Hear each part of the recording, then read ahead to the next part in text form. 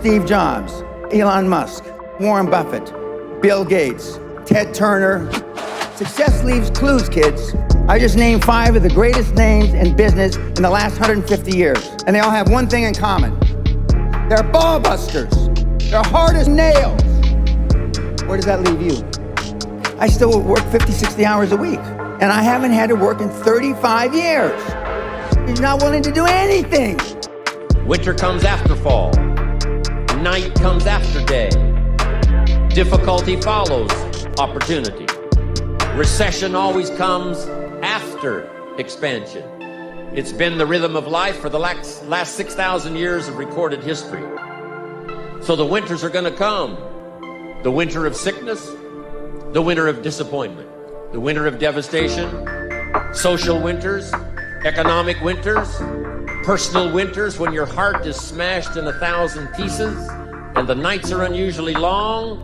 It's simply called wintertime. But the winters are inevitable. So it has been for the last 6,500 years recorded history. You say, well, Mr. Rohn, what can I do about the winters of life? That as you go through the challenges of life and you look at it and embrace whatever comes to you, don't run from it. Step toward it. Don't try and duck it like most people do. See, most people want it easy. See, easy come, easy what? Easy go. Here's what's exciting about the passing of time. It takes you through whatever you're experiencing at the moment. That's what time will do, take you through the winter. Now, how do you handle the winters? Make this little note. You can get better, and you can get stronger, and you can get wiser. There's no winter that you can't overcome. There's no winter that you can't figure out how to survive. You must look out for your enemies.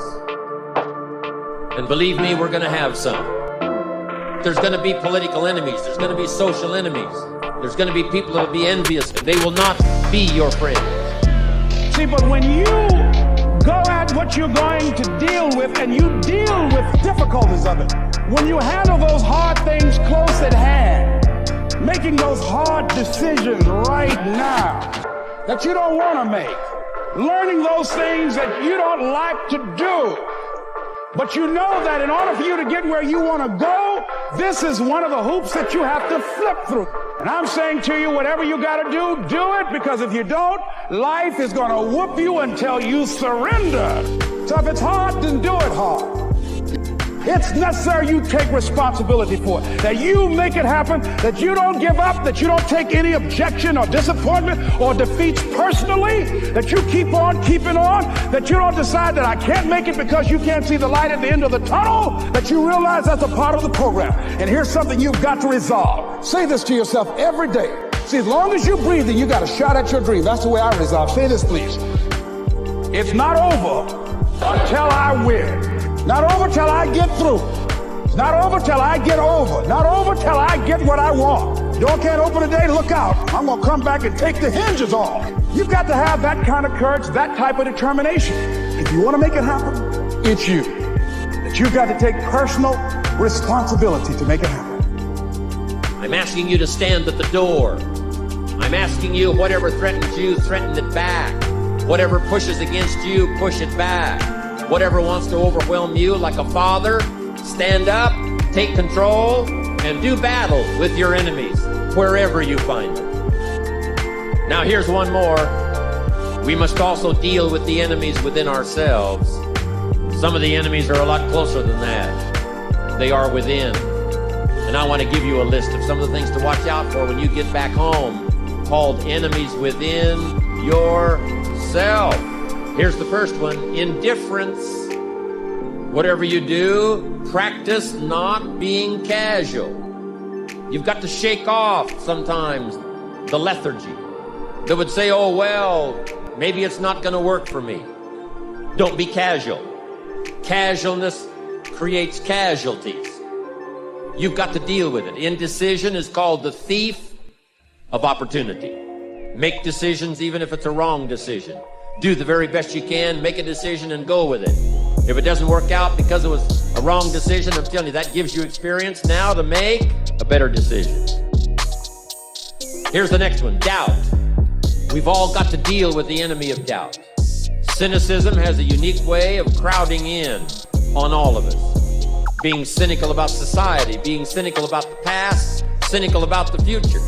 I'm asking you, don't let that disease grab you by the throat and ruin your chances to do well.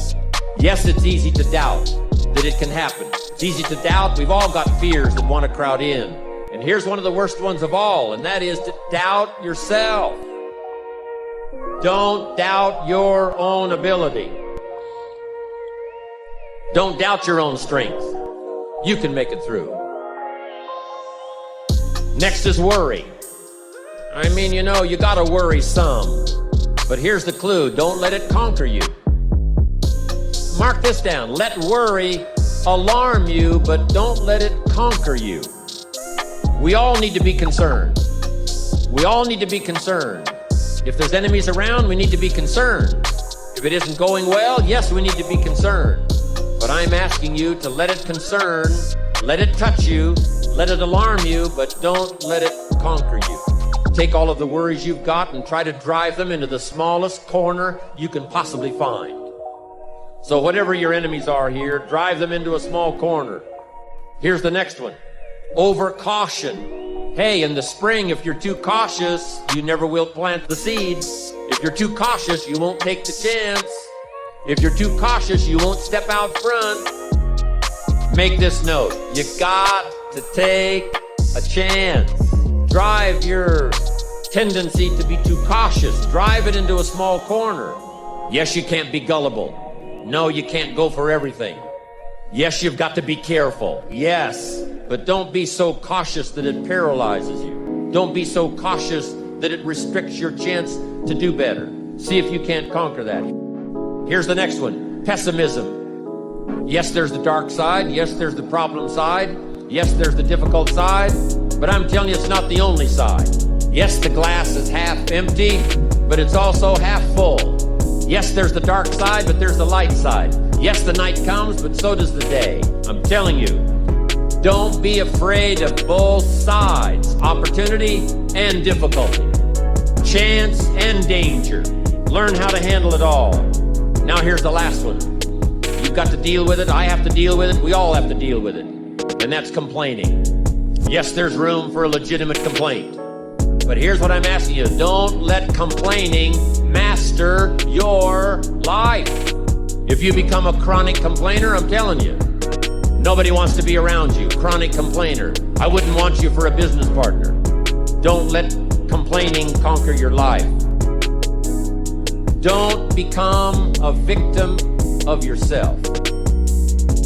Repeat after me, please, with power and conviction. Say, it's possible. That's all I want you to do when you look at your dream. Just say to yourself every day, it's possible. Just say that every day to yourself, it's possible. Because what does that do? See, it begins to change your belief system. See, the way in which we operate, ladies and gentlemen, it's a manifestation of what we believe, what's possible for us. Whatever you've done up to this point, all that it really is a duplication, it's a reproduction of what you believe subconsciously that you deserve and what's possible for your life. If you could do better, should you? That's not a bad question. In the time allotted to labor, in the time given to economics, care for family, success, achievement, productivity, the creation of value, the development of skills and creativity, if you could do better, should you? I think that one of the greatest satisfactions of living life to the fullest is doing the best you can with whatever you have. Doing less than your best has ways of eroding the psyche. We seem to be creatures of enterprise. Surely it is the reason for the seasons. The soil and the sun and the rain and the seed all say, "What can you do with us?" The seasons say, "Do you have the genius to make something unique of us?" Life says, "Here's the raw material. What splendid things can you produce from all there is?" So, go for high productivity, the full employment of your genius, the full development of your potential in all areas of your life, including earning money. That is the essence of life. Truly sophisticated people know it isn't the amount that counts. It's doing all that you can with all you've got that counts. With that background, let me recommend a book for you to read. The title is The Richest Man in Babylon by George Clason. Perhaps you've already read it. I would suggest that you read it again. It's just a small book. You can read it in one evening. I call it the appetizer for the full discourse on the subject of financial independence. Now, let me give you the major theme of the book.